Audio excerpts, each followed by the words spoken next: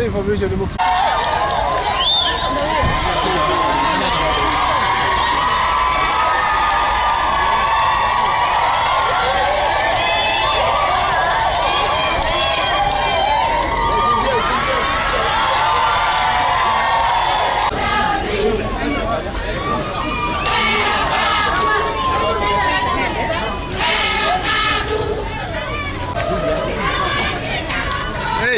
Enough. Usiingie.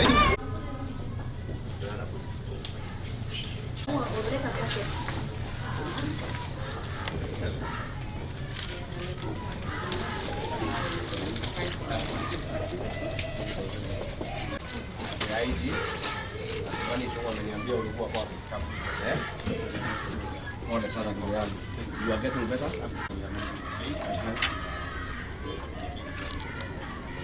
Yes. Ole sana, you got injured in the line of duty. Yeah. And I want to commend you for your bravery and those of your men. And the fact that they are attacking you shows that what you are doing is wrong. So the sergeant, how did it go? Went well? Oh, thank you. Welcome, Your Excellency. We received our... Make some arrows and they oh, this one was not bad. Yeah? This one was not bad. Oh, this when you can see the X-ray. This was in the leg? Yeah, this was in the this is the X-ray. Penetrating right into the tendon. The patella tendon is the tendon that joins the patella, the kneecap, and the shin, which is called the tibia. So it had also torn some ligaments inside the knee. But you were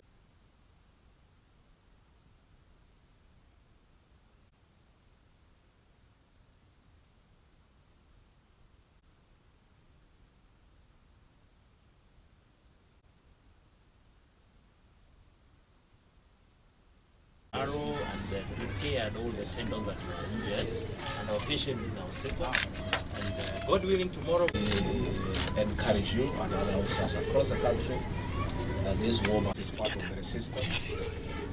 These criminals can run, but they don't hide. Yeah, I'm told they so that we can hold them a little bit more. Exactly. And during the night, yes, we hand an all-round operation. We've hand out to the village that's involved in all this. Yes. And this is something that we are going to sustain. Yes. These criminals must know that you cannot attack police officers. Yeah. And we will not allow it. And commander, you must move swiftly and clean up that village. Correct. Yeah. Because this is impunity on the highest order, and it is not acceptable. It's not. Because these officers, their work is to protect life and property. And when you go, you attack them, now that is an attack on the government. So it cannot be allowed. That's okay. Yeah? So wewe chief inspector ungangana iko matunda iko nini na wewe ukipata nafasi kuna matunda ndio kabisa. Yeah. So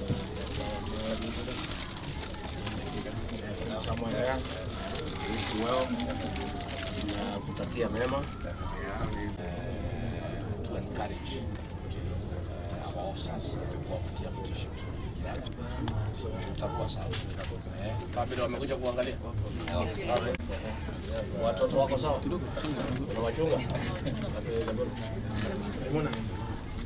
Haya, wenda chunga hiyo watoto kwani mzazi way. Make sure they are comfortable na muendelee salama. Alafu ukiona utakuja kuniona tu chai. Na ungangane. Unajua hii dunia ni kungangana. Maisha ya mtoto wa kiume ni mlima. Kutoka kuzaliwa mpaka kufa. So hata kama mambo ni ngumu unangangana kiusi. Kabisa sana. Unajua hata mimi nilikuwa mtu ya hivyo. I know. Ndio naona mimi nangangana na hii. Unajua sasa sisi vile tumekuwa trained. Hata mambo ikiwa ngumu tunangangana. So tunaendelea vizuri. So okay, very well, chief. Ngangana and you will get there. And utakuja kukunywa chai. Sawa, nenda kwa. Asante. Asante. Thank you very much. Asante. Na JK wajuje ha. Niguo andu aitu. Na niguka kumucerera. Na niguka guthiururuka nigetha munjire mbai itari rahi. Nigetha munjire na ndirerire thigari ici cia.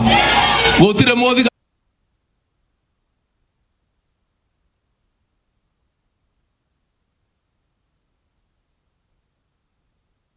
The nature of the injury was an arrow that was shot through the knee, the left knee. So the arrow was almost halfway through inside. You can actually see it very clearly on the x-ray.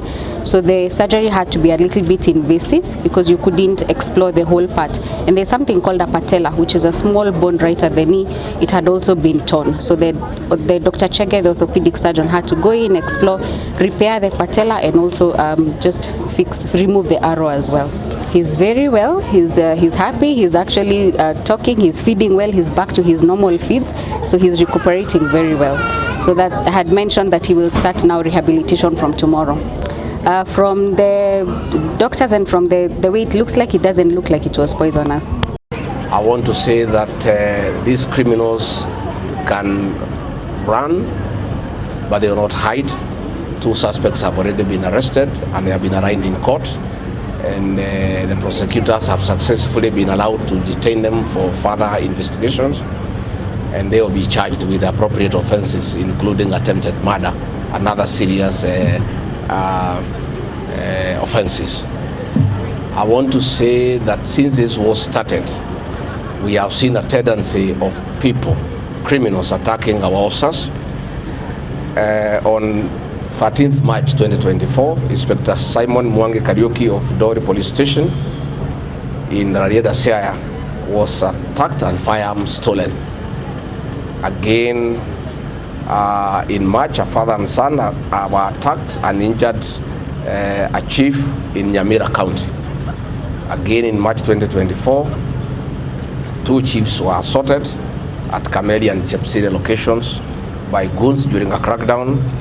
Again, last year in September, 4 police officers were injured at an illicit liquor den in Eldoret to St. Gishu, and drunkards pelted them with stones. On February this year in Rumuruti Police Station, the Deputy OCS, Prosper Wandera, was stabbed to death by Changaa revelers. That President William Ruto has given us very clear instructions from myself, Professor Kithure Kindiki, the IG, and all regional and county security teams, that the issue of drug abuse and illicit alcohol must be dealt with once and for all. And this is a battle that the government must win. What we have seen in Juja is an attempt by criminals to attack police officers so that they can give up on this exercise. I want to assure them and assure the people of Kenya that this has just strengthened our resolve to fight. I want to assure our police officers, wherever they are, that the government will protect them, is fully behind them.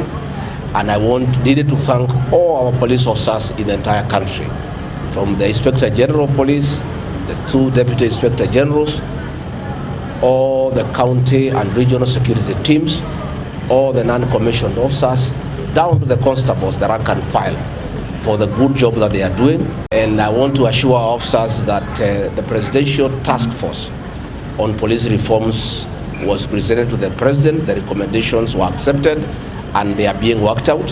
And from July 1, their terms of service will be reviewed by 40% progressively in 3 years. Again, we are looking at insurance for our police officers who get injured in the line of duty. Again, those who lose their lives in the course of duty, we are having a package that will take care of their families so that they don't suffer. So let me assure our police officers and administration officers across the country that the government will take care of them, and we want to urge them to proceed with this war without any interruption, without being discouraged, and this war must be won. And let me reiterate on behalf of the President that furtherance to the meeting that was held in my office with our security commanders from the regions and from the counties, this war must be won, and there is no stopping until this menace is eradicated. It may take 1 year, it may take 2 years, it may take 3 years. I want to confirm, for the term President William Ruto and I are in office, this is a continuous fight. And until we eradicate drugs from the midst of our children, until we eradicate illicit brew from the midst of the population, this war will be pursued relentlessly and there is no giving up, and there is no letting off, and I want to say impunity will not be allowed.